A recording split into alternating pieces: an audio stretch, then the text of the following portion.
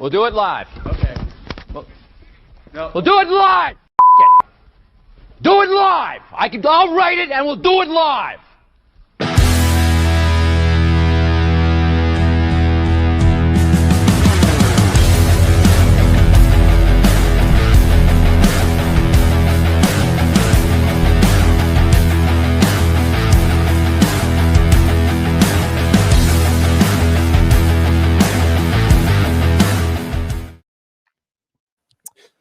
Check, check, check. Is this thing on? Hey, Matt Kirby. Good to see you.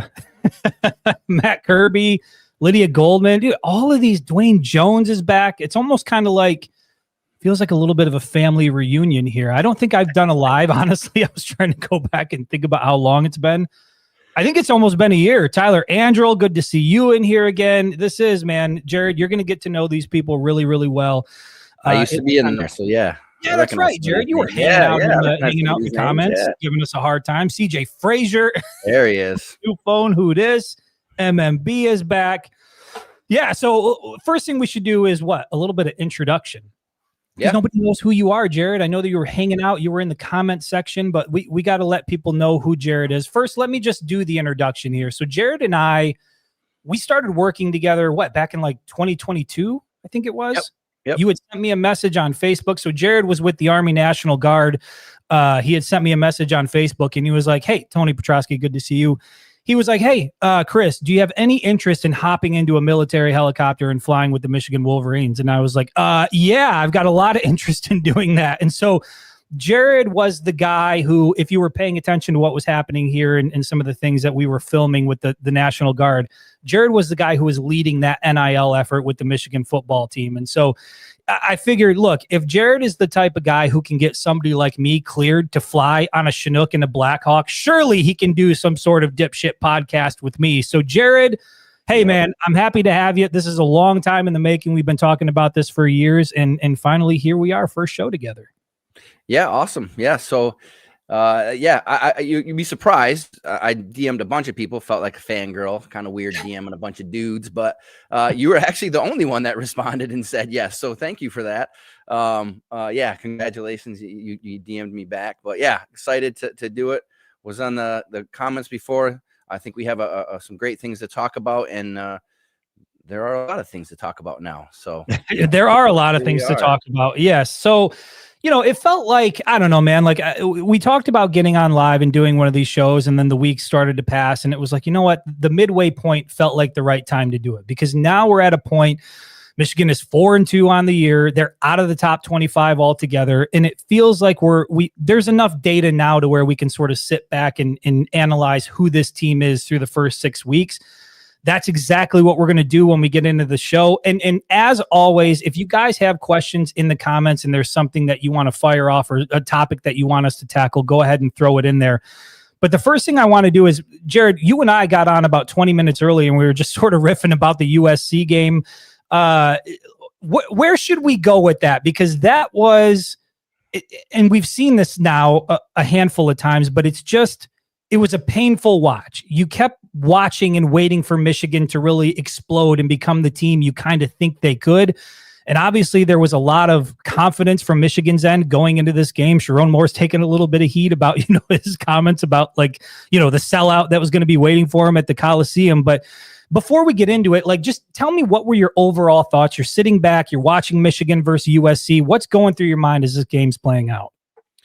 I was confident going in, right? The defense was strong. USC runs the ball, but we're strong against the run. And then I think when Haynes went out, that really, the air kind of went out a little bit. And again, that first drive, like you and I have talked about, that first defensive drive, when they just started, I think we were texting.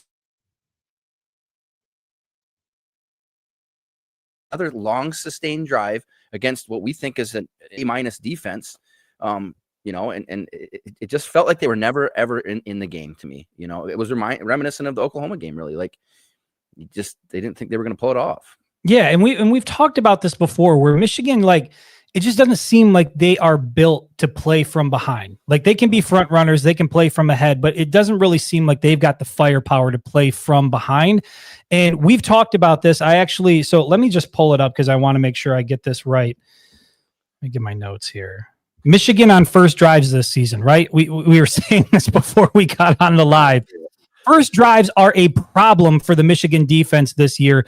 Last year, you saw a little bit of it, but it's carried over into this year. And it's weird because this is a veteran group. When you look at the personnel they have on the field, from Jayshon Barham, Derek Moore on the other side, you've got veterans on the interior with Damon Payne, Rayshawn Benny.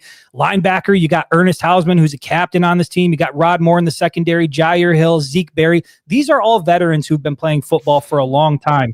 This defense on first drives, so first drives of the game, against Arkansas State, they gave up 13 plays for 51 yards. Arkansas State missed the field goal. Against Oklahoma, they gave up another 13 plays, 75 yards, gave up a touchdown there. Central Michigan, you can take them out of the equation because Michigan's second team should be knocking that team out. Yeah. Nebraska was 10 plays, 70 yards, and a turnover on downs on the 6-yard line. So Nebraska could have scored. Wisconsin went 12 plays for 75 yards and a touchdown. And then USC went 11 plays for 75 yards and a touchdown. And so when you look at Michigan deferring to the second half, there's a high likelihood that whoever takes possession, whoever the opponent is going to take the ball down the field, go 10-plus plays, and being a scoring position. What exactly is it that you attribute to these slow starts? Like, what do you think this is? Again, for a veteran group, what is the excuse for these slow starts? I mean, they come out aggressive.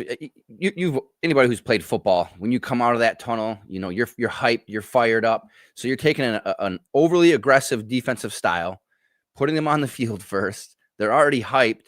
And the offenses know this is going to be aggressive defense. So we know exactly what's going to happen, right? They're going to blitz. They're going to come at us. And when you know what's going to happen, I mean, it seems pretty simple. And none of these drives, every one seemed like it was like butter, right? Like just simple.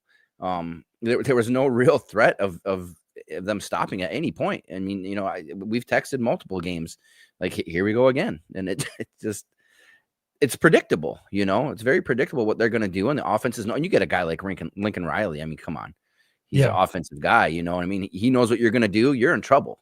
And we were in trouble right off the bat. And I think that's what it is. They come out hyped. It matches what their design is with Wink. And the offenses say, hey, we know what you're going to do. So here's what we're going to do. Yeah, and it was a great game plan by Lincoln Riley. I mean, before we went live, we were talking about it. The ball's coming out of the quarterback's hands in like less than 2 seconds, right? So it was all quick hitters. They were all putting the defense in a compromised position. And to your point, they just steadily moved the ball down the field. And I think that's the kind of thing, like, you're waiting for that to happen for the Michigan offense, right? Like, when are these guys just going to become methodical in their drives? And actually, I listened to the podcast by Devin Gardner and Jake Butt earlier today. I would highly recommend that if you guys aren't listening to their podcast, the hope is that we might be able to get one of them on here shortly and talk a little bit about it. But, Jake Butt and Devin Gardner, these are guys who obviously love the University of Michigan. They come at, their analysis from a bit of a different standpoint, right? Because they're players on the team. They see the game a little bit differently.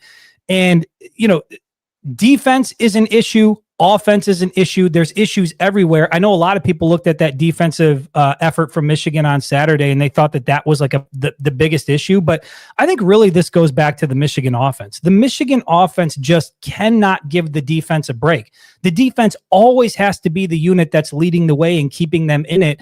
And it feels like very rarely, if ever, can this defense rely on the offense to go out and put the team in a good position to where they're not having to be overly aggressive and try to force the issue. And I think you're right. The game felt like it was going to slip out of hand pretty early. And this is one of the things that really pisses me off about what happened. Where is it? I've got it in my notes here. So first drive of the game, USC goes what? They go 11 plays. They go down, score the touchdown.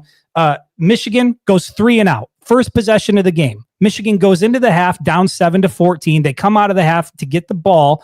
Down 7-14. You've now had halftime to adjust. This is where the coaching really comes into play. What does Michigan do right out of the gate? They go 3 and out again. Now I know there was a penalty on Andrew Marsh that moved him back. And look, you can sit here and debate whether or not that was an offensive PI on Andrew Marsh. But at the end of the day, like, you're going to have things like that happen. So Michigan comes out of the half. They go 3 and out. And then once again, USC's first possession in the second half, they go down and score 21-7. And at that point, when you're down 21-7, doesn't really matter how good the defense is, because we saw the defense at least forcing some turnovers and giving Michigan a shot to get back in it. The offense just didn't have the horses to be able to do it. And I think for as frustrating as it was to see Michigan's defense essentially get bullied and do the fundamentals wrong, right? Like taking bad tackle angles, just missing flat out tackles, giving up 3rd and 22 where you can get yourself back in the game. I think overall, the fact that you can't count on this offense to go down and put points on the board is something that I think is really top of the list when it comes to the biggest issues facing this team. Do you think that's fair, or do you think, because I just went through first drives for the Michigan defense and it's not good, but by and large, it does seem like they kind of settle in after the first drive. Whatever the issue is with the first drive, I'm not exactly sure how to fix that, but it does seem like they tend to settle in after that. Yeah, the defense, they did settle in pretty well for a stretch there. But I think CJ and Tony said it right here in the comments. The play calling, it's vanilla, right? It's screenplays, right? How many screen passes are we doing? You know what I mean? Like, I think every time we go 3 and out, there's 2 screen passes in there, and screen passes work against us because we're super aggressive. But when we do it, it's like we've sent a memo to the defense that, hey, we're going to throw a screen pass here, and the defenders are standing there. Remember when Justice Haynes a couple games ago when he got smoked on that screen pass and he got up? It's like, what are you doing? Why even throw that to me? Just throw it in the ground, right? You see NFL quarterbacks do all the time. If it's not there, just throw it in the ground. Yeah, I mean, what are we doing? I agree with everybody in the comment right now talking about the offensive play calling is predictable. Well, here we go. We got a bit of a disagreement here from Sean. He says completely disagree. Defense wins championships. This team goes nowhere until the defense can get good teams off the field. We start every game 7 points in the hole. Look, Sean, that's valid, right? Like you're giving up points early, and I think that is a concern, and it speaks to what we were just talking about, where the Michigan offense isn't really designed to play from behind. So yeah, that is an issue. And I'm not trying to minimize the importance that the Michigan defense plays. In fact, I think everything is led with the Michigan defense. All I'm saying is that when you can't rely on an offense to do its job and to put points on the board, like there's no doubt that watching your offense put together an 11, 12, 15 play drive, go in and put 7 points on the board, that gives you some time to breathe on the sideline, but it also like gives you some juice on the defense that like, hey, let's go out and let's continue to be aggressive. It's not all on our shoulders sort of thing. But the defense doesn't really get that. So every time the defense goes on the field, they know that it's going to fall on their shoulders to keep Michigan in the game. They got to play perfect. And unfortunately, as we've seen, the Michigan defense is not going to play perfect football. Here's another thing that really speaks to, and Sean, this is kind of in line with your point here, but that speaks to the Michigan offense. So really, when you look at the 2 biggest games from Oklahoma and USC, right? There's no question. I mean, yeah, Nebraska's all right. Wisconsin, they are ranked, right? Top 25 team. So Michigan's got a top 25 win under its belt. Congratulations. But really, this comes down to Oklahoma and USC. So Michigan had 20 combined possessions between those 2 games. Think about this. 20 combined possessions between USC and Oklahoma. They scored touchdowns on 3 of those possessions. So on 20 offensive possessions, Michigan scored 3 touchdowns. 2 were field goals, 9 times they punted, and 6 times they turned it over. So think about this. Out of 20 offensive possessions against Oklahoma and USC, you punted or turned it over 15 times. That just speaks to how ineffective this offense is. And then when you go and you look at third down conversion rate, they're not really converting on third down, and they're putting themselves behind the chains. And I think Tony had said this, and I think that there's a lot of validity to this. You have to get away from the Michigan mentality of run, run, run. Now, I know against USC, they came out and they threw it, 3 consecutive times on that first drive. But even when they throw it, it's like a lot of it's behind the line of scrimmage. There's miscommunication. You talked about it, the bubble screens. And Tony, I think you're right that Sharon Moore was there when Michigan's offense was ground and pound, run, run, run, and they had that NFL caliber offensive line. This offensive line is not that. And Jake Butt and Devin Gardner highlighted this on their podcast, that Justice Haynes has masked a lot of the issues with the offensive line. There's people that look at this running attack and they're like, well, that works. The rushing attack is good.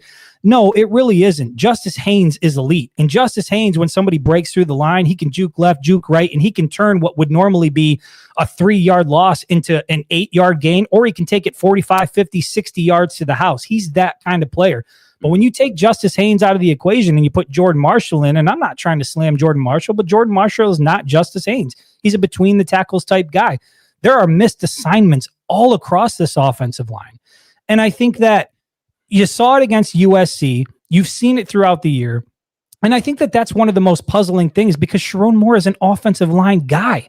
Like, if there's one part of this football team that you thought was going to be good in the carryover from losing Jim Harbaugh, it would have been the offensive line, because that's Sharon Moore's bread and butter. The focus on that. Yeah. Listen, and I want to ask you this. Like, when you look at this Michigan roster, when you look at every position group, you can single out like a guy, right? Like, if I say quarterback, you're going to tell me Bryce Underwood. If I say running back, you're going to tell me Justice Haynes. If I say wide receiver, you're going to tell me Andrew Marsh or Donovan McCulley. If we go D-line, edge rusher, like, you can go through position groups and you can be like, they got a guy at that position, right? Mm-hmm. Who's the guy on the offensive line? Who is it? You know, the guy, unfortunately, the guy that comes to mind is Andrew Sprague, and it was because that was a couple of games ago. He came out of his stance, stood up, and watched the defensive end go past him, and then turned around and looked. And like, just, like I said, missed assignments.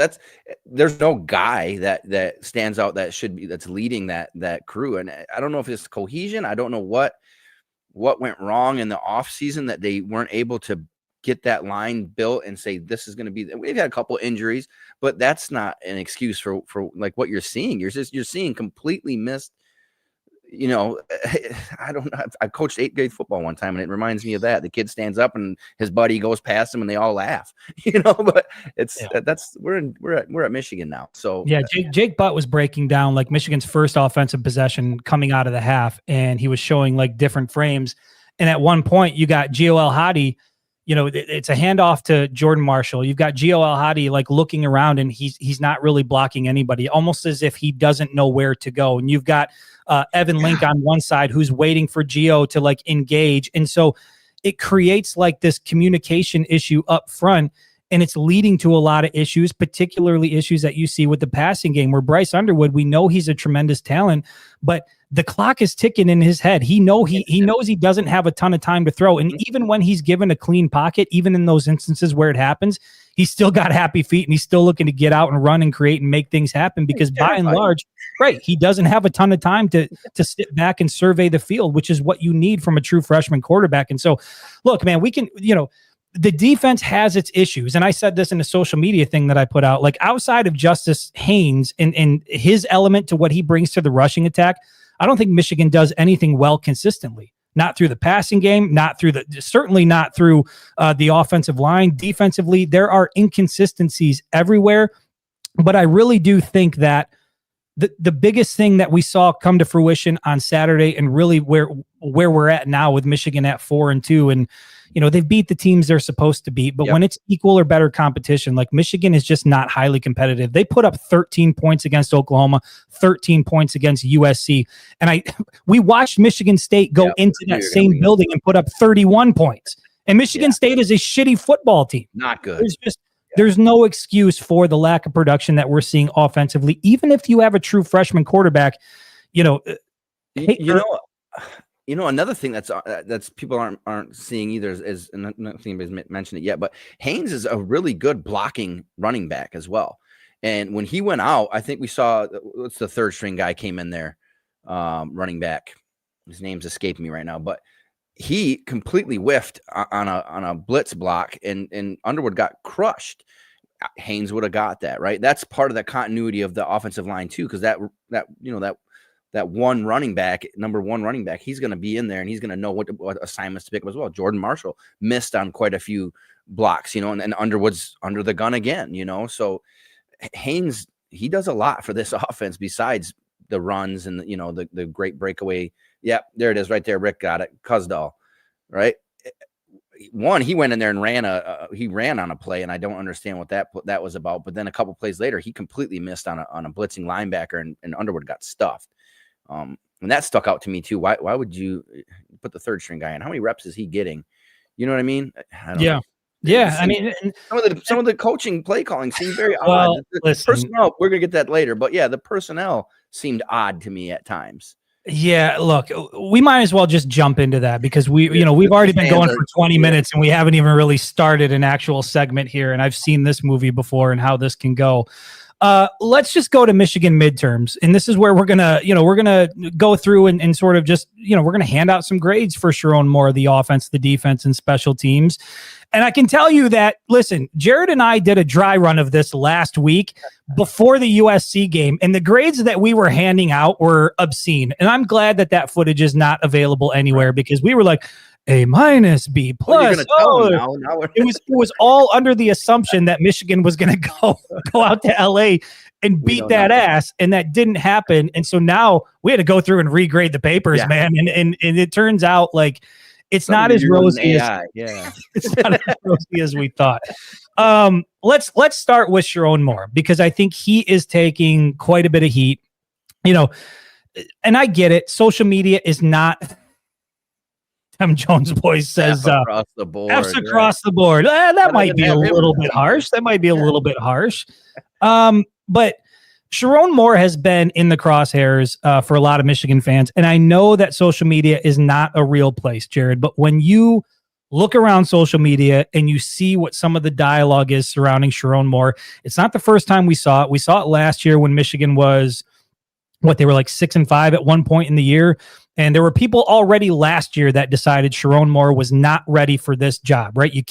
Michigan is not the type of place where you can learn on the job. He's a first-time head coach. He's been in the program for a while now, but there are people looking at Sharon Moore and already making the determination that he's not qualified. And so when it comes to the Michigan midterms here and the job that Sharon Moore has done this year, where do you grade him at? What do you put him? Just explain to me what you've seen from Sharon Moore this year. Yeah, I mean, he missed a couple games, right? So you got that. Does that count against him? I don't know. I'm trying to help out here. A couple of absences here? Yeah, a couple of absences. Those don't count. I mean, I give him a C. I don't know that he's done anything egregious, right? I don't think that you put those losses specifically on him, but I don't think that he's done anything to earn anything above just kind of just being there, But I saw something on, speaking of social media, a guy had a take and he said, some of this, do we put some of this on Harbaugh? Because when he left, he took everybody. And here's the thought. If he took all of these awesome qualified assistants, right? Why didn't he take Sharon? If Sharon was so talented and so amazing, he took everybody else, but said, you guys should keep Sharon. Why would he do that? Right? Like, doesn't that seem odd? He's the best guy I got, the best football mind that I got on my staff. You can have him. I'm taking everybody. He took the strength coach. I'm taking everybody out to LA with me, but Sharon. Yeah. And that was kind of odd, and what qualified Sharon really to be the Michigan head coach? Well, I mean, look, he had a couple of opportunities in Harbaugh's absence, right? It happened first at Penn State and in that incredible game, right, where they run the ball 32 consecutive times to finish out that one, go to a win. Sharon Moore steps to the microphone, just unleashes all kinds of emotion on the entire country. They go to Maryland, they get their 1,000th win, and then of course, what he did against Ohio State. Mm-hmm. So I think that there was some belief that, and he had been in the program for a while. He had been a rising star in the program, and I remember at one point talking about, like, of all the coaches you didn't want to lose on the staff, you didn't want to lose Sharon Moore. It was a guy that you wanted to hold on to, and so I think that it didn't completely come out of left field. And I think a lot of people expected this to be the move, but I did see that floating around that, like, Sharon or Jim Harbaugh wanted to take all of his top guys, but he didn't take Sharon Moore.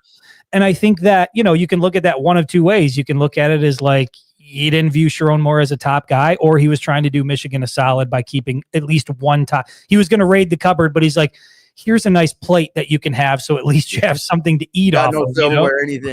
Got right. No food. You have to eat with your hands, but we'll give you a plate. I don't know what the line of thinking is there, but I think that if I were to grade Sharon Moore at this point, 6 weeks into the season, I think I'm right I'm in line with you. I put him at like a C, maybe a C plus if you're feeling generous.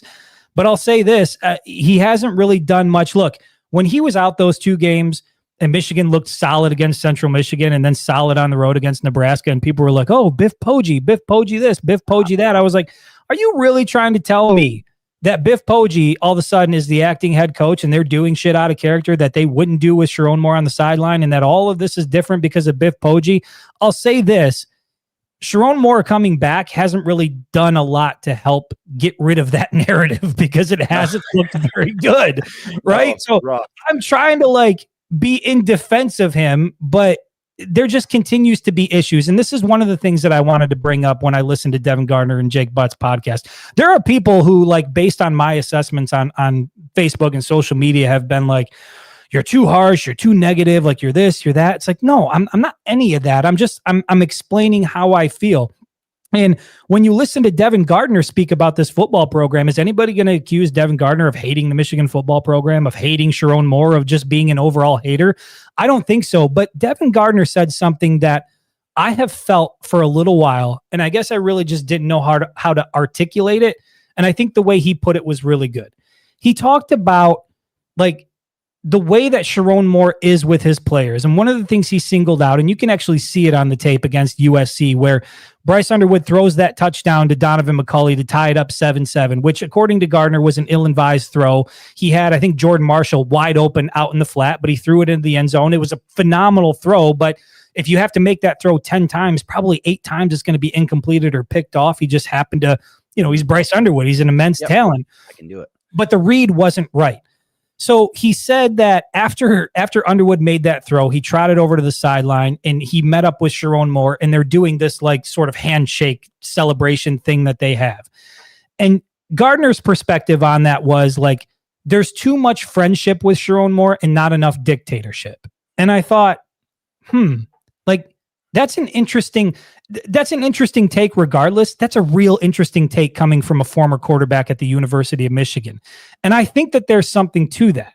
Like, I remember, whether it was at a press conference or we're at Michigan Stadium or we're somewhere where he's showing up, and you've been there because you were around it. Yep. When Jim Harbaugh walked into a room, it just felt a little different, right? It's like, there he is. That's the general, right? He just sort of had that thing about him. And I don't know how you develop that, where that comes. I don't think that Sharon Moore has that yet. I think one of his best qualities is that he is a relatable guy. I think his players love him. And I think he's really good at building relationships. Obviously, he's great at recruiting. Yeah. But how much do you put into what Devin Gardner said, where maybe there is too much friendship and not enough dictatorship? You know what? A name that comes to mind from the story that you talked about, Nick Saban. Right? If Bryce Underwood had made that pass with Nick Saban would have snatched his ass up and said, you made the wrong read. Go look at the film and don't do it again. Right? And in the USC game, he forced that interception to McCulley, and Marsh was short, wide open, but he forced that pass. Right? And Biff Poggi, for all the people that love him, what did he say when Bryce threw that pick? I love it. Told him to keep gunning it. No, maybe you tell him, hey, that was a bad pass, young man. Don't do that again. I get that he's an immense talent, but you know what? Tom Brady got coached, right? Michael Jordan got coached a little bit. Kobe Bryant got coached, right? Like, Bill Belichick didn't let Tom Brady get away with shit like that. And he was one of the greatest quarterbacks of all time. I mean, you at some point, you got to reel the kid in and say, no, you're making the wrong play. You got lucky there, but you made the wrong play. I remember Nick Saban freaking out on his players. I think they were beating Georgia 40-10 or something at one point. And he called a timeout because they were about to get a delay of game and they're up 30. And he just chewed them out because it's every play matters, right? I don't see that on Michigan staff. They make a mistake. They kind of like, oh, I don't see that. You're right. I don't see that general attitude, right? Like who's in charge here? Yeah, you don't really get it. Maybe he can get it. I don't know. Maybe he can get it. Maybe the Heat, turns him into a diamond or whatever that's the saying is. You know what I'm saying? Pressure makes diamonds. Yeah, that too. That too. I'm not a science guy. That too. I'm just a doctor. Maybe it turns out. Like I said, I think when regular fans are saying things like that, it's like, man, maybe you take it with a grain of salt. But when somebody like Devin Gardner says it, who's a former starting quarterback at the University of Michigan, when he's like, there's too much buddy going on. Like when Bryce Underwood makes a throw, and even if it's a touchdown, like instead of doing a handshake celebration on the sideline, you bring him over and you coach him up. and you let him know, like, yeah, you made that throw here and it was completed, but here's why you can't do that ever again, right? And it's just a constant coaching process with this guy. And I wonder if the dynamic with how out of control NIL is, in addition to the transfer portal, you bring a kid like Bryce Underwood over to the sideline, you start tearing into him, or you take that, that dominant general type approach. And I wonder, like, is there a thought if you're a head coach, like, man, this kid's, we signed him to a $12 million deal. The transfer portal's there. The offense isn't, we can't really protect him. Like, is there a part of you that doesn't want to be that because you're worried that you might push this kid out the door because there's the transfer portal. You're making a ton of money, and if you enter, you can probably get yourself in a better offense and you can make money elsewhere. Like, let me ask you, do you think there's a part of that goes into that with these head coaches and how they're trying to relate to their players, that there is a fear of, like, I got to handle this a certain way because if I don't, I might lose this guy? There could be, right? But that's not how a head coach thinks. I don't think Nick Saban doesn't coach that way. Kirby Smart. Yeah, but he also left. He did leave because of NIL. Well, Kirby Smart doesn't coach that way. Kirby Smart will grab his guys up, and he's going to be there for a long time, right? Signetti, his name's all over here. I don't see him, high-fiving his Indiana guys, right? A couple weeks ago, when they were demolishing Illinois at the half, the interview that she came and asked him, yeah, how do you feel? And he listed like 5 things they'd done wrong, and they were cruising in that game, right? That's what a coach does.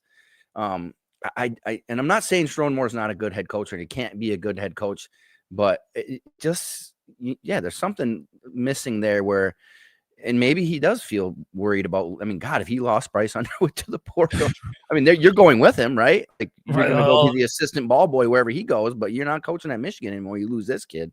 Yeah. But I don't think we're in any danger of losing. The other part is we got to back it up. Kid's 18, turned 18 in August. He's thrown some amazing balls. He's made some great decisions. He made some bad decisions. He's 18, right? Like, I never expected, I don't think you expected Michigan to win a national championship this year with or without Bryce Underwood. What a hater. I always expect Michigan to win a national championship every year, 12-0. We'll pull that up real quick. I like what you said earlier. I think you said it on your page. 9-3, unfortunately, if you do lose to Ohio State, going in and getting a bowl game and getting a 10-win season on a freshman quarterback, it's not a horrible year. And then you look at next year, and and I hate that. I hate it as a fan, but here's reality. We're not going to beat Ohio State every year. That's not going to happen, right? Eventually we're going to lose to them, and then we'll beat them again. But if this is the year, I don't know. But this team could change. The kids, we could look how many attempts he's even got in D1. You know what I mean? I don't know, but Sharon, well, it sounds like we're in the same boat on Sharon Moore. There it is again, another 20 minutes on Sharon Moore, just talking about how we're going to grade him, and I think we both settled on like a C grade, right? Like, he's done okay. And look, if you're happy about what Biff Poggi was able to do, if you're happy about some of the other things that are happening on this team, whether Bryce Underwood and Andrew Marsh and some of these other things that you're happy about, like, for as much as you want to slam Sharon Moore for the things that aren't working, you also have to give him some credit for the things that are working and the things that are in place. And I do think, like, you can see the potential of this Michigan team. You can see that there are some foundational pieces that are there, but to what Jake Butt and Devin Gardner were saying earlier, I think one of the biggest concerns is, like, to your point, Jared, no, most people did not view Michigan as a legit national championship contender. Yeah. But what you expected out of this year was that you were going to set the table for next year. You were going to set the foundation for next year. And I think the biggest concern is that when you go back to week 1 and you look at everything that's happened all the way through week 6, you tell me, in what areas is this team measurably better from week 1 to week 6? Where have those massive improvements occurred? And I would argue, unless I'm just some hater, I don't see it. I don't know where the significant improvements are. I know some guys who have stepped up and made the most of their opportunities, but in terms of the way the overall team is performing, I don't know that we've seen significant improvement. No, I would agree with you. Again, Bryce is going to get better. It is what it is with football. Every snap, every play, he's going to get better with the experiences. But I saw that one from Linda too. That's, who's the leaders on this team? Who who's leading this team. You know, I Well, don't know. I've been you- around. You've been around some of these players, especially on the defense. They're not. I mean, nothing against them. But we've been around Ernest Hausen. We've been around Jay Sean. Yeah. They're quiet kids. You know, like maybe who is leading that defense? Jay Sean doesn't want to say anything. He just wants to hit people. He just I mean, wants he's to a very quiet dude. He's never done a media availability. You know, he just, some guys, like I've said before, are just built in a lab to like hurt people on the football field. And Jay Sean Barham is one of those guys. But I think that that's a fair point. But look, like Gio El-Hadi said this last year when talking about the Michigan offensive line, that when they lost Trevor Keegan and Zach Zinner and those veterans up front, he said during that 2024 season, the offensive line struggled to like replace that leadership up front because they did have legitimate guys that were there. And I'm sure that's a difficult transition to make. But Gio El-Hadi is now in his 4th or 5th year. He's a captain on this football team, and it still looks very much like it looked last year. And in fact, Devin Gardner said that about the offense. He said, it just looks like the same thing we saw last year with a better quarterback. Like there really isn't much of a difference in what you're seeing out of Michigan other than the fact that they've got a better guy throwing the ball. And again, I think it says a lot when a former player is looking at what's happening and not seeing much progress. And Jake Butt, even, you know, he's a reasonable guy, not thinking that the foundation is very solid and that you're not really setting things up for next year. So again, I think we could riff on Sharon Moore. Here's what I'll say. I do think anybody out there, Jared, I see you raising your eyebrows. I'm laughing at come on, Gardner's comment. That's a good one. Where is it at here? Tyrone. Couldn't push a sliding door open. That's you guys said. Look, here's what I'll say about Sharon Moore. I think that any talk about firing him or removing him, I think is way too premature. We are not. This guy's a year and a half into his tenure, and I think there is a shelf life on how much you can relitigate what happened before with the departure of Harbaugh and all of that stuff and all the pieces that they lost and the NCAA investigation and all of that crap. Right? There is a shelf life on that, and I think we're approaching like the period of time where like that shit doesn't matter anymore. But I think it still kind of factors into the equation. He's a year and a half into his tenure, and there's a whole half of football season left to be played. And so if Michigan goes out and does what we think they're going to do, and they go 9-3 the rest of the way, right? Or they go 9-3 to finish the regular season, and with all the guys they're bringing back, you got to like their chances in whatever bowl game they're going to get to. A 10-3 season in year 2 with a true freshman quarterback, 2 sophomores on the right side of the offensive line. You know, you lose Andrew Babalola. You know, not everything has been perfect and smooth for this team so far this year. If they can get their way to 10-3 by the time it's all said and done, I think a lot of us will think that's a pretty damn solid year for Sharon Moore. Certainly not a fireable thing. I just think that type of dialogue, like when you look at guys like James Franklin, like he's been doing it for a long time. Was it 12 or 13 seasons he's been at Penn State? Some of these other guys that are getting let go halfway through the year, like we're not there with Sharon Moore yet. It needs to get better. Improvements need to be made. And I think any concerns about what we've seen so far are valid. But the idea that he should be let go at this point in the midway part of the season, I just, I don't know, Jared. What do you think when you hear that? What was Harbaugh's second year record? I don't know. I think he was. I think he was like 9-4, wasn't he? I believe it might have been. He started out like 11-1 with Hope's team, right? Yeah, he was. He was a 10 win a season guy, but you can't. Everybody wanted to fire him, right? But that's because he couldn't beat Ohio State. It wasn't about the win total. It was lost 5 straight. Right. So look at what Sharon did last year. I mean, he went 8-5, won all the rivalry games with no quarterback, no quarterback whatsoever. Right. 30 yards a game. The USC game they talked about yesterday. They talked about this weekend. 31 yards passing from Orgy. He won with what he had. Like, it's just so Dan Thornton here. He came in hot. He says, "Oh my God, y'all are dumb. Moore is destroying the program. The team looks worse since Oklahoma. There's nothing good about this team, and that's all on coaching." Look, I mean, that seems like an emotional response. I don't think that there's nothing good about this team. There's certainly aspects of this team that are good. Yeah. But, are they underperforming? Sure. Are there concerns defensively? Yes. Are there concerns offensively? Yes. Are there concerns special teams wise? Yes. But the idea that like Sharon Moore is destroying the program, that feels a little strong to me, Jared. I don't know. What do you think? Is Sharon Moore destroying the Michigan football program? No, he's not destroying the program. We've been around the guy. Like he loves Michigan. He loves this program. You know, he would not purposely be doing something to destroy it, nor or even inadvertently. I don't believe. I believe that.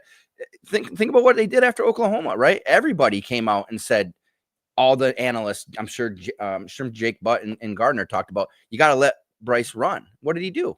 Change the plays, right? Let Bryce run the ball. Like there's some that think that was all Biff Poggi. There's some that think that Poggi just went in and switched it up.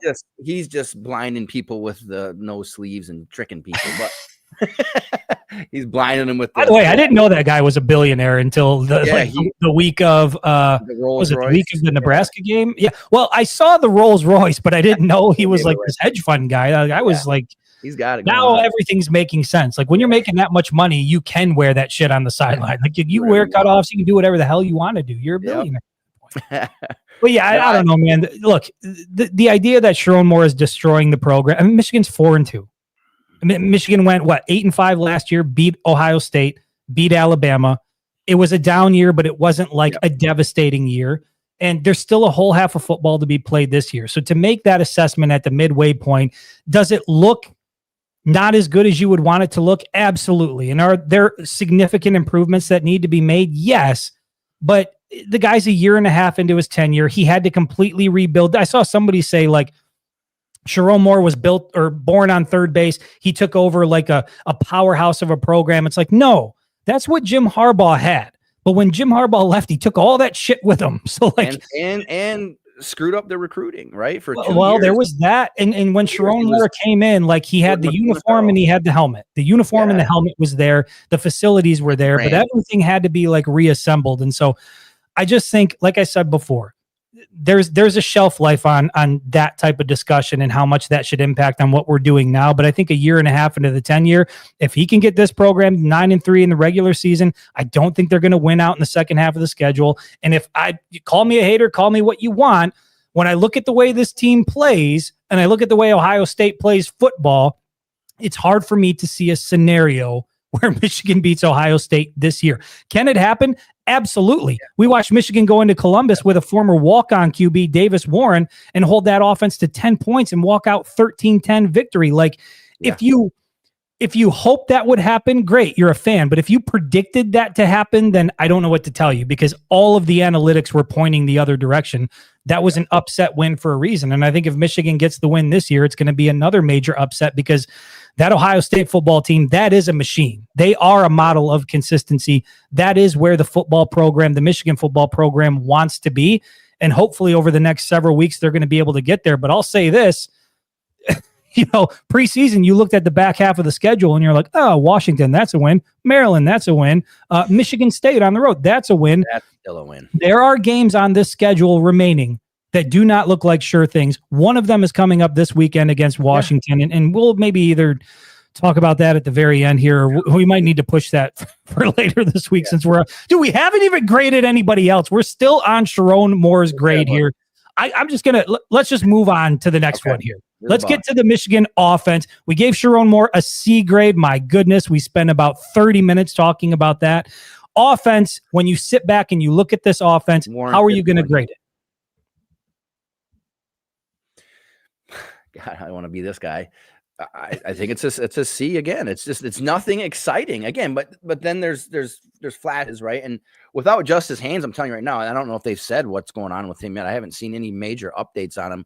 Without Justice, I mean, this is a D offense to me. They're in some serious trouble, because I mean, they're just gonna come after Bryce, right? Jordan Marshall's a capable running back, but Justice Haynes is different. I mean, right now, moving forward, it's they got to do something different. I don't know why McCulley is always streaking down the sideline. He's a big, tall receiver. Get him across the middle. Get him deep in the middle. I don't like the first play of the game against USC.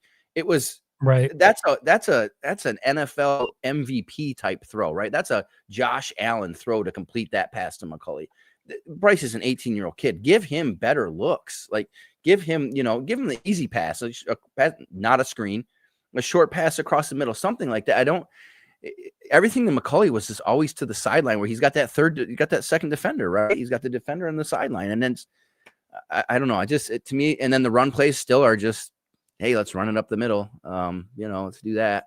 And lucky, Haynes is such a talented young man. He can make somebody miss and bust a few. But I just it's not exciting. I can tell you that. And if you're a defensive coordinator, you're not afraid, right? You're not going into that worried that you're going to get lit up.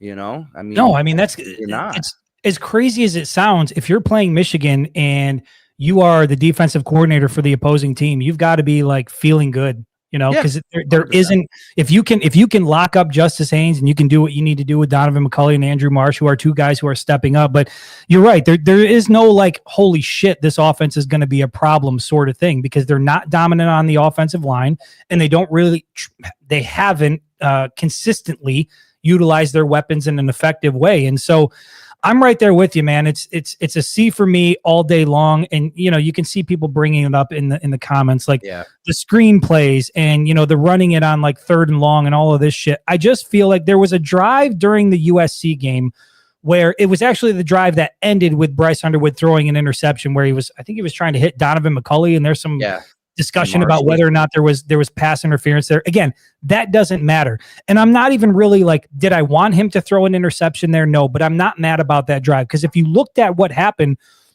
Michigan took over at the 5-yard line, the opposite side of the field, drove the ball down the field. They were pushing. Bryce Underwood was pushing it down. He hit Andrew Marsh a couple times, hit Donovan McCulley. They were moving the ball, but they were only doing it out of a sense of urgency, because at that point the game was slipping away. This offense has that gear, but they rarely go to it because it seems like they want to set the stage and play 21 through 2023 type football, where you've still got Blake Corum in the backfield and you still got Trevor Keegan and Zach Zinner up front. They don't have that at this point. But when they get in a situation where they've got to throw the ball down the field and utilize their weapons, they can be dangerous. And I've said this before. If Bryce Underwood is going to make mistakes pushing the ball down the field, I can live with it. As long as those mistakes are coming in an effort to be explosive, I can live with it. But all the shit where you're throwing it behind the line of scrimmage, dink and dunk and bubble screen here, bubble screen there, and all these, like, to me, this offense is incredibly painful, because more often than not, they're going to end up punting the ball or turning the ball over. I said it earlier in the show. You look at USC and Oklahoma, 20 offensive possessions, they scored 3 touchdowns. 20 offensive possessions, this offense scored 3 touchdowns. That cannot happen moving forward. And most of the teams that Michigan is going to face from here on out, with the exception of Purdue, and maybe you can throw Michigan State in there, but honestly, I think Michigan State's a bit of a wild card. Some people might want to throw away Northwestern, but Northwestern just beat Penn State in Happy Valley. I don't know that there's any safe game remaining on the schedule. And if Michigan can't find a way to be more consistent offensively and take some pressure off of this defense, put together sustained drives, do what they need to do, put points on the board. Dude, Dominic Zavada didn't even attempt a kick last weekend. Nope. He wasn't even in field goal range. Nope. So this offense, this offense is a problem overall. And I think it starts up front with the offensive line.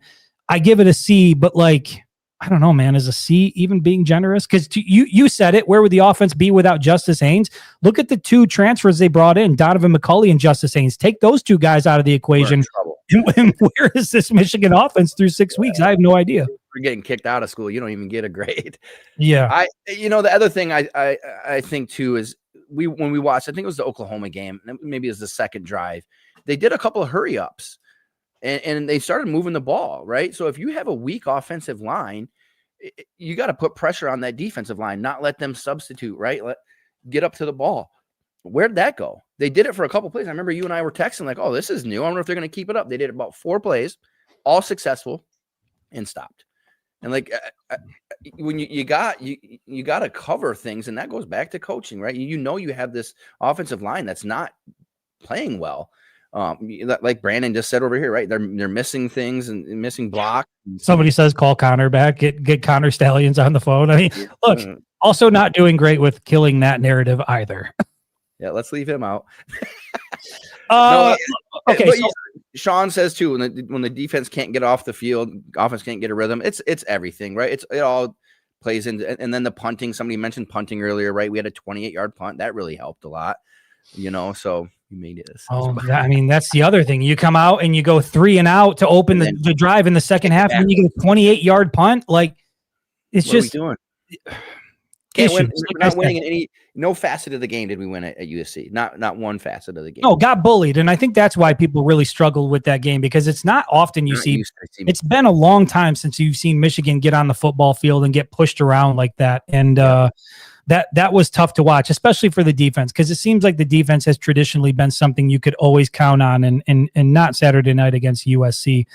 Let's go to the defense really quick as we're approaching 50 minutes here. So we've got Sharon Moore as a C. We've got the Michigan offense giving them a C as well.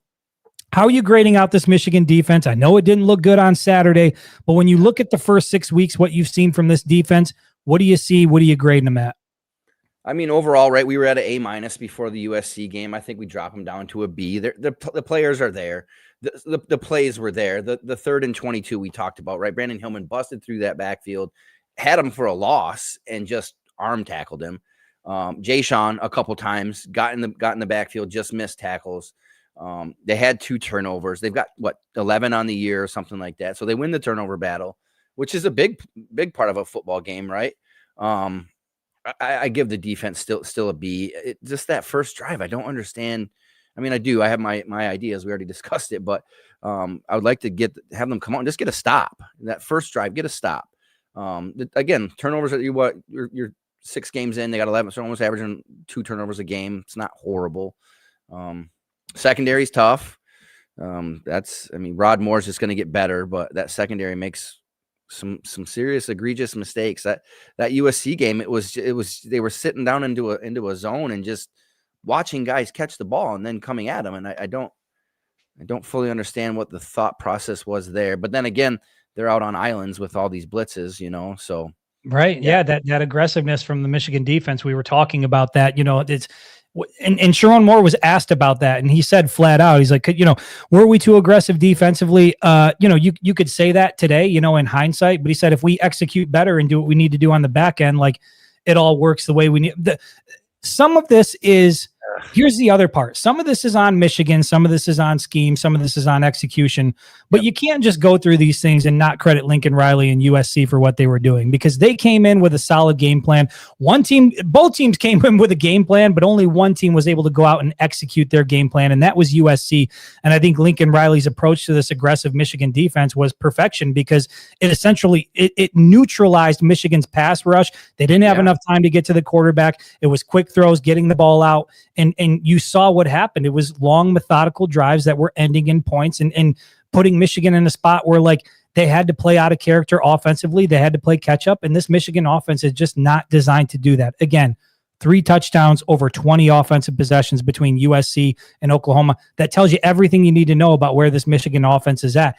They need to take a big step forward. Starts on the offensive line. And unfortunately, the personnel is what the personnel is at this point. I don't know how much more improvement you're going to see, from week 1 to week 6. Is this offensive line vastly better? I would argue no. So are we to believe that week 6 to week 12, we're going to see significant improvement from the offensive line? If history is any sort of indicator, I would say probably not, so. No. I mean, defensively, not to get too into the weeds, defensively, I'm with you. I think it's a B grade. I mean, overall, they're solid. They suck on the opening drives, and I'm not exactly sure why that continues to happen. Again, giving up 10 plays, 13 plays, 15 plays, a lot of them resulting in touchdowns. They've been doing that all year. But typically after the first drive, they settle in, and it seems like they're able to clamp down. And we were texting back and forth. I said, as long as they're a bend, don't break type defense, I'm totally fine with it. They were breaking all over the field against USC on Saturday, and that was incredibly disappointing. And I hate to bring this name up, but the feeling I got in the second half of that game when Wink didn't really make any changes was the Don Brown era, right? You go up against a team that you're supposed to beat, and your defense looks amazing, whether your offense is good or not, right? Defense, all the wins, the defenses look like, this is a defense. But then you go up against a team that has any semblance of skill, and you're like, wait a minute, this defense might not be good. And they don't make any adjustments. Remember Don? He used to just not make adjustments. You would just sit there as a fan begging, and nothing would change. And I think everybody in the comments are saying the same thing, right? Wink didn't make any changes. He just ratcheted up the blitzing. We're going to blitz more. And Lincoln Riley's like, okay, I showed you for a whole first half that I can beat your blitz. So if you're going to keep blitzing, I'm going to keep beating your blitz. Even that 3rd down and 26, right? They crashed in, and it was Jay Sean Barham missed that tackle, and that guy was gone. That was Yeah. it. I mean, he was 15 yards downfield because they ran off the corners and the safeties with the receivers. It was elementary football that they were playing against us, and it worked.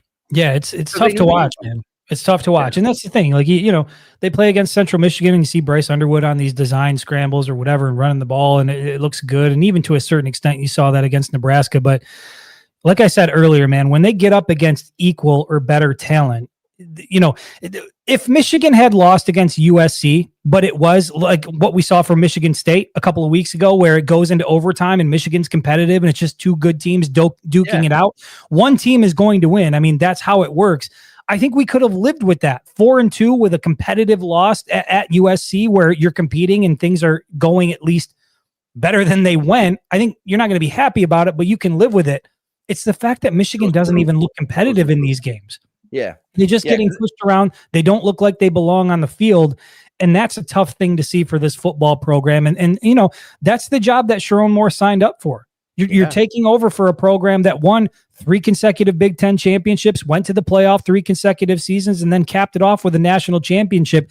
That is the expectation now at the University of Michigan. And so when you accept that job, it's all kumbaya when you're first in it. But look, even Jim Harbaugh wasn't immune to we thought he should be fired, right? I mean, you go across, look at what happened to James Franklin. Look at what happened to, you can go any number of coaches, right? At these premier programs, the expectation is high. And when it comes to this era of football with NIL and transfer portal, there's not going to be a lot of patience. And a big reason why is you're seeing it down in Bloomington right now with Curt Cignetti. Indiana was a dumpster fire of a football program until he took over. 5-win seasons, 4-win seasons, not even sniffing the college football playoff or a Big Ten championship. His 2 years in now, first year college football playoff, and now Indiana's number 3 in the country in the latest AP poll. They just went out to Oregon and knocked off the Ducks. They are legit. They are for real. And Cignetti has built that team through the transfer portal, and he is a general. He is one of those head coaches. And I think I was saying this to you as we were texting. I love guys who are a little bit borderline psychopath. I like guys who are nutty. It's one of the reasons why I love Jim Harbaugh. You go into a press conference with Jim Harbaugh, or anytime you spend time around him, you're never quite sure what he's going to say, but there's always going to be some good soundbite.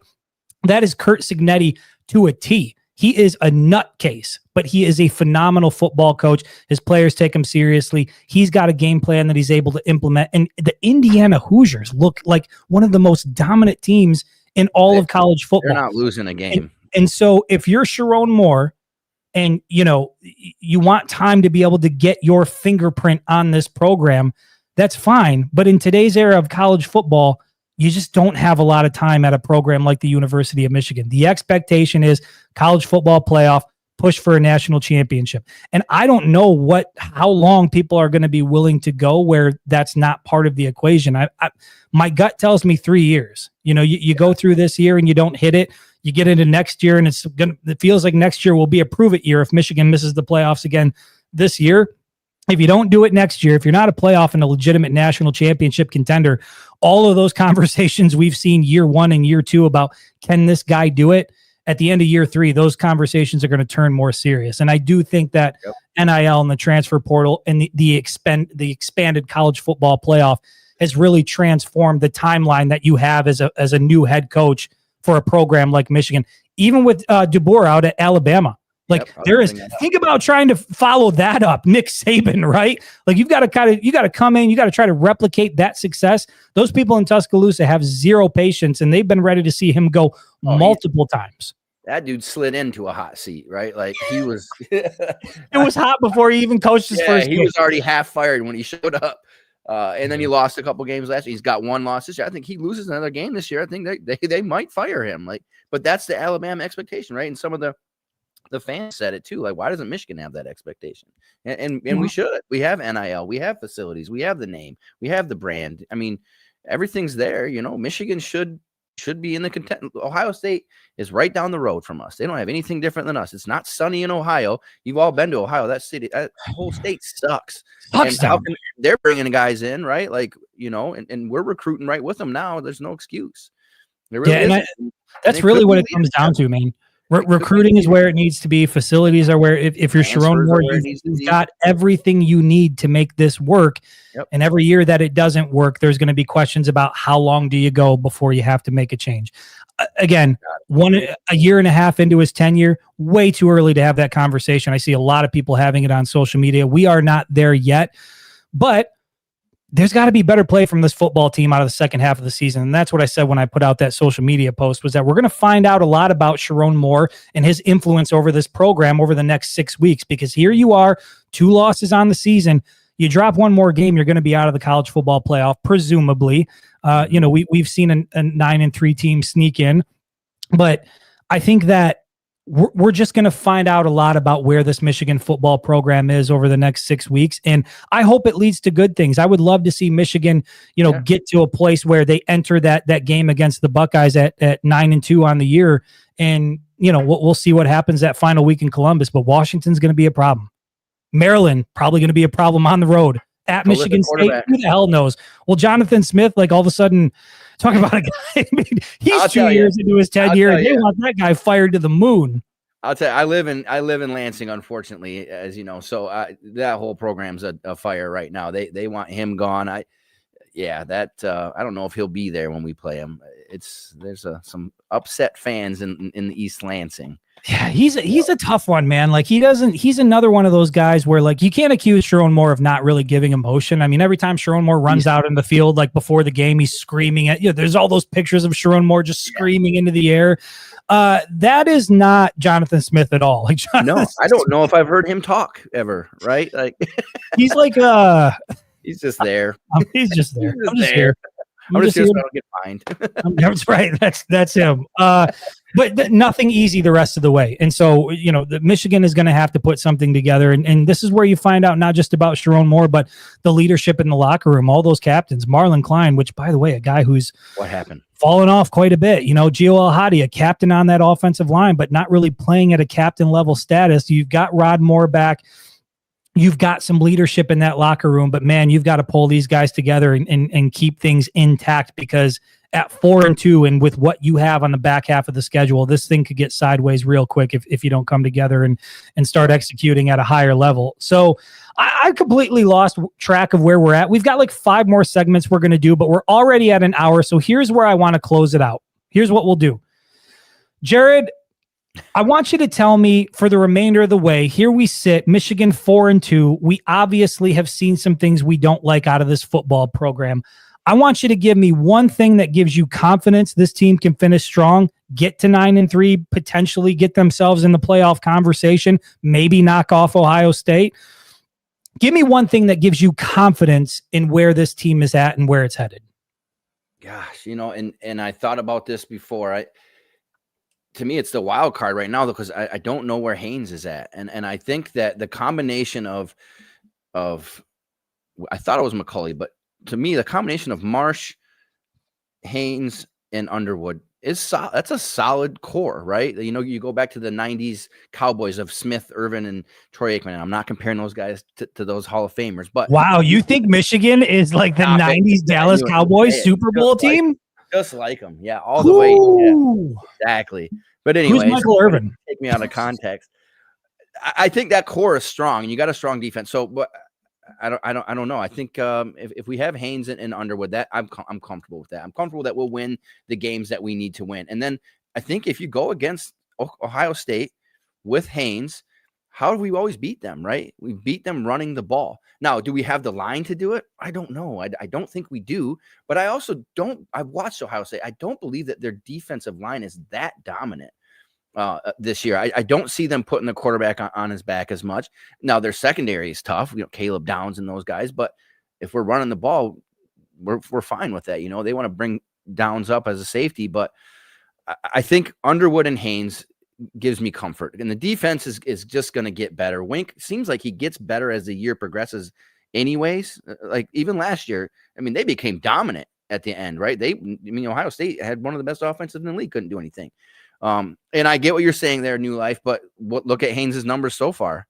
I mean, can you say that? He's been able to, I mean, he's been look, able to do it. Let's be honest. If he had gone out against USC and Michigan wins that game and he goes for like $125 and a couple of touchdowns, we're talking about Justice Haynes in the Heisman conversation. Yes. I mean, that's how productive he has been behind this offensive line. And so I think another way to look at it is, how much more productive would he be if you put him behind that 2023 offensive line that Blake Corum was running behind? I mean, this guy is an elite talent, and he's making what is it? What did I say? Chicken salad out of chicken shit? Is that the that was the same? Is that the one? He's making things happen, and so you're right. I mean, you got to get Justice Haynes back, and it sounds like, according to Sharon Moore, he would have been healthy enough to go if they thought that they had to bring him in, which leads to a whole other set of questions. Yeah. But we'll leave that as is. Look, confidence for me is that even though things don't look good and there's not a ton of consistency, the confidence I have is that you can start to see things emerging, right?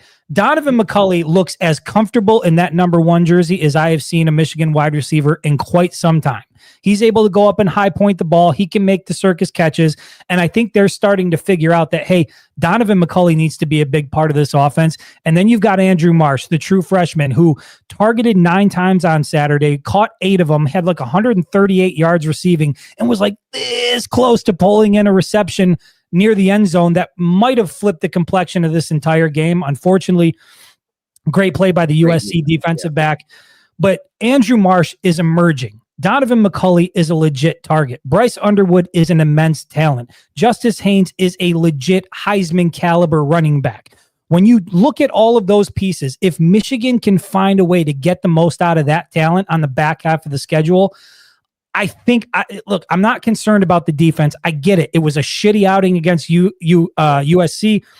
Rod Moore talked about it. We got to tackle better. We got to tackle better. You never want to hear that you need to do the fundamentals better halfway through the season. That's never really a good thing. But I think they'll figure it out. Jared, you mentioned it, that just Wink Martindale seems to figure things out as the season goes along. To me, this is all about the Michigan offense. I am sick and tired of watching this offense look like it's stuck in mud and just, for whatever reason, waits until they're down 2 or 3 scores before you really start to push the ball down the field. And then when that happens, it's like, oh, they've got that gear. Donovan McCulley can make that catch. Andrew Marsh can be that guy. The second they decide that, we're going to do that right out of the gate, we're going to be that team, we are going to force the ball down the field. We're not 2023 Michigan where it's hand the ball to Blake Corum, hand the ball to Blake Corum, hand the ball to, we're not that. When they figure out who they are offensively and what this identity is, I think they've got the pieces in place to be real dangerous down the stretch. And so that's the thing that gives me confidence. It's not a situation where Michigan doesn't have the pieces. It's more so, will this coaching staff put together a game plan and an execution where they're utilizing the pieces they have? Because I think they've got some pretty good weapons if they figure out a way to use it right. So that's the confidence that we have. I guess I probably should have started with the concern, because you want to do the negative thing first and then end with the positive. Unfortunately, we're going to end with the negative thing here. We know what we feel good about, Jared. But again, 4-2, we've seen him not really show up against Oklahoma, not show up against USC, look unprepared, look discombobulated, not doing the fundamentals right. What is your biggest concern with this football team as you look at what they have the rest of the way in the regular season? And this is no knock on any of the assistant coaches or the coaches, because I mean, they got more football knowledge than I do, right? And than both of us. They've been around it, they've seen it. I'm just afraid that they're not going to be able to change, right? They're not going to be able to look at their players and say, all right, we can't do what we want to do, so this is what we should do, right? We've got a lot of the comments were the RPO for Bryce, right? Get him out of the pocket. He looked great against USC on a few of those throws. He threw that one sidearm rolling to the wrong way. Like, the kid's got talent. Get him out of that pocket. You said it. I don't think he's fully comfortable in that pocket. Move it. And the announcer, would you be? No, you can't trust it. At least when you're out on the edge, it's you against another guy. You can see the field a little bit better, and you have the option to run. That's my biggest fear, is that they're going to be stubborn to the point that this is Michigan football. We're going to run the ball up the middle. We're going to throw short passes. We're going to throw screen passes. We're going to blitz every down. And Washington's going to come out and put 600 yards on us. We know, you and I know very well what Malik Washington from Maryland is capable of. Yeah. Having, written about that kid a little bit, he could have a Heisman campaign against us if we continue to do these things.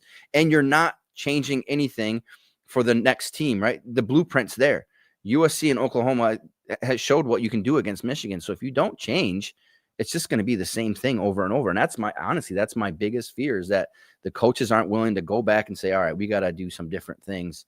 Because they looked the same in both losses, right? They looked exactly the same in both losses. And I don't understand that same offensive output. Yeah, Haynes was able to play and you didn't play him because at halftime, the game wasn't out of reach.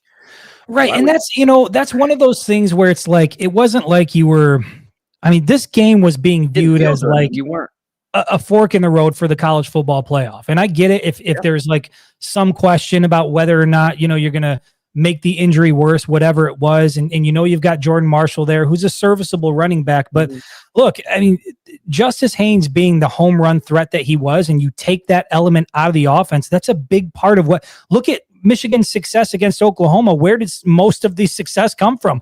Justice Haynes out of the half took the ball and was 74 yards to the house. Yep. Right. Yep. You take that explosive element out of this offense and there's not much explosiveness left.